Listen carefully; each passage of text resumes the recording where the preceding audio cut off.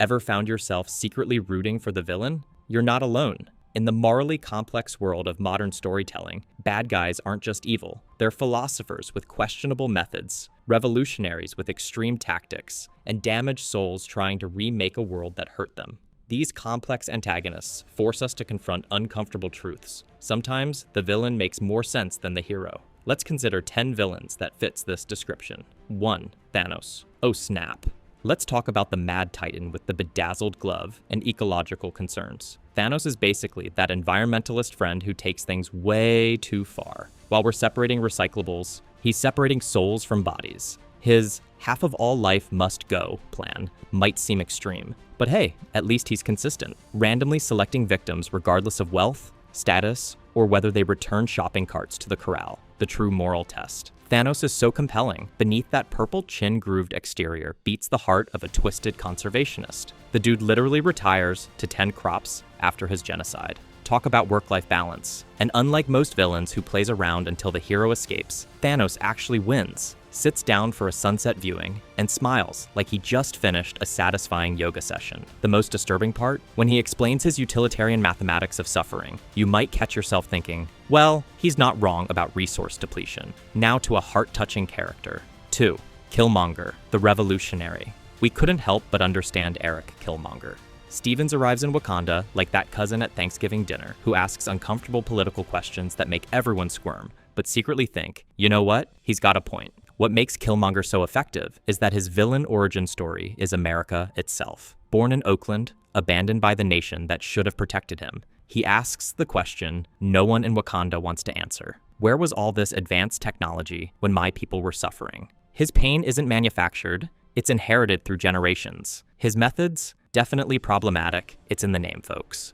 But his central critique, that Wakanda abandoned its responsibility to help oppressed people worldwide, eventually changes T'Challa's entire foreign policy. How many villains can say they lost the battle but won the ideological war? The genius of Killmonger is watching audiences squirm as they realize they're both horrified by his methods and nodding along with his message. He delivers lines like, "Bury me in the ocean with my ancestors, who jumped from ships because they knew death was better than bondage," that hit with such emotional force that you almost forget he was just trying to start a global race war. Almost. Moving to a villain that we relate with.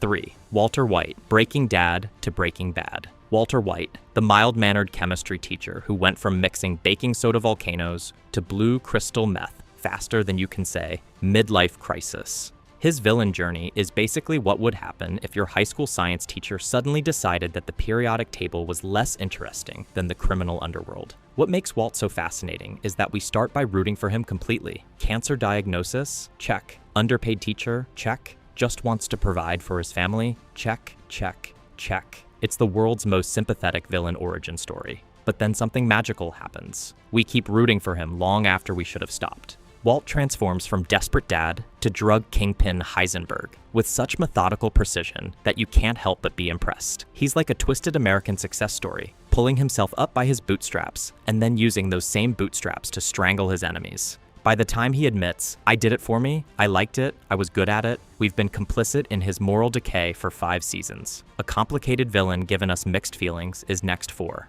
Loki, god of mischief, prince of our hearts. Loki Laufeyson, Asgard's resident drama queen, and the only villain who could stab you in the back and still have you asking, "But are you okay? You seem upset." If daddy issues were a superpower, this guy would be unstoppable. What makes Loki so endearing is his delicious combination of chaos, vulnerability, and fantastic hair. Every time he betrays Thor, we gasp, then immediately check when he'll be appearing next. His appeal lies in his duality. He's simultaneously the god of mischief and the boy who just wanted his father's approval. One minute, he's conquering Earth with alien armies. The next, he's having an existential crisis about his adoption. Loki contains multitudes, darling, and most of them are dressed in impeccable green leather. The moment that seals our complicated love for Loki, when he watches his entire life played back to him in the TVA and asks, "Is this the greatest pain an existence can offer? A life lived to its fullest?" Next, dot 5. Magneto, magnetic personality, polarizing politics. Magneto, the mutant master of magnetism and king of justified paranoia. While Professor X is busy opening schools and preaching cooperation, Magneto's out there like, "I've literally seen this genocide movie before, and I don't want to watch the sequel."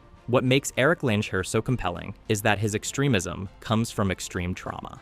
As a Holocaust survivor, he's not theorizing about human cruelty. He's lived it. When humans start developing mutant-hunting robots, he doesn't say, "I told you so," though he could. He prepares for war. In the Oppression Olympics, Magneto isn't competing. He's judging the event with first-hand expertise. His methods are questionable, turning senators to goo, dropping stadiums on the White House. But his protective instinct toward his kind feels almost parental. Charles Xavier might have the school, but Magneto has the survival instinct. The most powerful thing about Magneto is that even when we disagree with his militant approach, we understand exactly how he got there. Every time humanity proves its point by creating a new anti-mutant weapon, we catch ourselves thinking, you know what? Maybe Magneto was right to be paranoid. Not many villains can make wearing a bucket helmet look like a reasonable fashion choice and political statement. But speaking of characters whose downward spiral we can't help but watch, let's turn our attention from mutant revolution to dragon-powered conquest. 6. Daenerys Targaryen, from breaker of chains to breaker of sanity. Daenerys Targaryen starts as the ultimate underdog story, sold into marriage,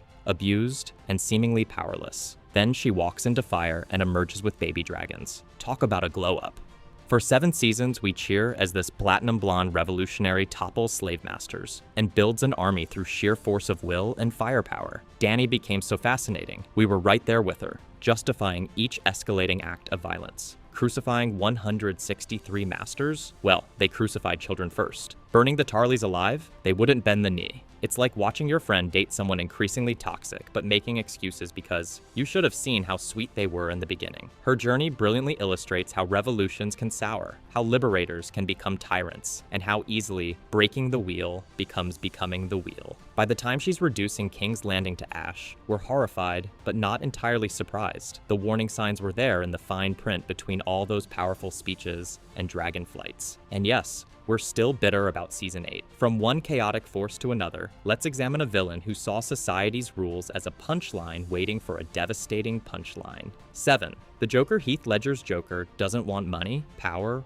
or even revenge. He wants to prove a philosophical point, which somehow makes him more terrifying than a villain with conventional goals. What makes the Joker so disturbingly relatable is that beneath his chaos lies a twisted logic that occasionally rings true. When he claims that people will eat each other when civilization's veneer cracks, part of us nods along, having seen how quickly society can unravel during crisis. He's the personification of our darkest thoughts about humanity's true nature, the call of the void with a Glasgow smile. His most powerful weapon isn't his knives or bombs, it's his ability to make others complicit in his worldview. He corrupts Harvey Dent, forces Batman to choose between saving 2 lives, and puts ordinary citizens in moral dilemmas on ferries. Each time, he's not just creating chaos, he's conducting social experiments to prove people are as ugly inside as he is. The scariest part? He wins, not by killing Batman, but by forcing him to break his one rule and become the villain Gotham needs. When a villain successfully proves his point about the fragility of morality, it's hard not to slow clap his horrifying achievement. Next on this list is 8. Scar. Scar is basically that passive-aggressive colleague who smiles to your face while plotting to push you down the corporate ladder. Except in Scar's case, it's a literal cliff.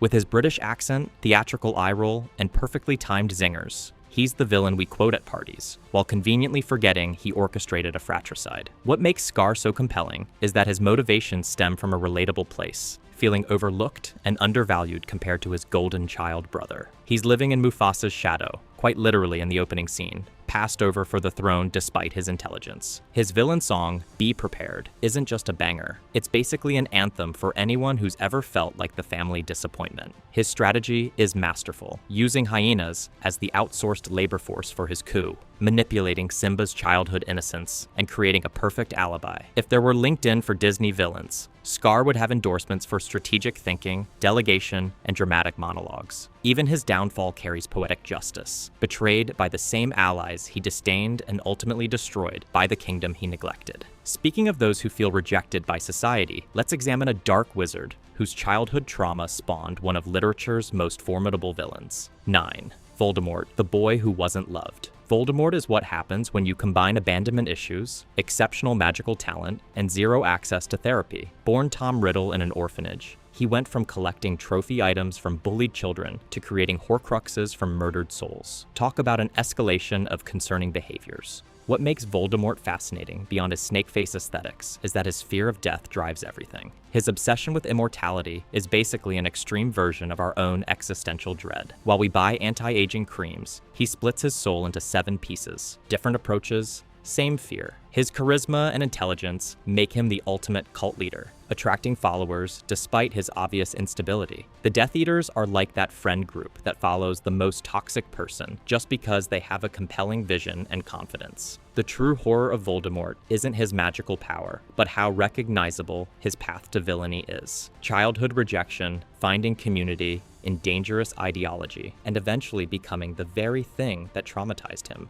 a bully who instills fear in others. He's a cautionary tale of how untreated trauma can transform a brilliant mind into a monster. Our final villain demonstrates that sometimes the most frightening power is cold, calculating intelligence. 10. Tywin Lannister. Tywin Lannister is what would happen if a management consultant from a top firm decided to apply ruthless efficiency to medieval politics. No emotional outbursts, just ice-cold strategic decisions, and occasional genocide when it improves the quarterly numbers. Tywin is so disturbingly admirable. His laser focus on legacy and family reputation is recognizable. In a world of chaotic players, his disciplined approach to power accumulation stands out. While others are playing checkers, Tywin is playing chess, arranging marriages, orchestrating massacres, and managing debt with the calm demeanor of someone reviewing spreadsheets. His leadership style is terrifying, yet effective. The Red Wedding wasn't just betrayal, it was a cost-benefit analysis that concluded eliminating the Starks in one night was more efficient than continued warfare. That's why we're simultaneously repulsed and impressed.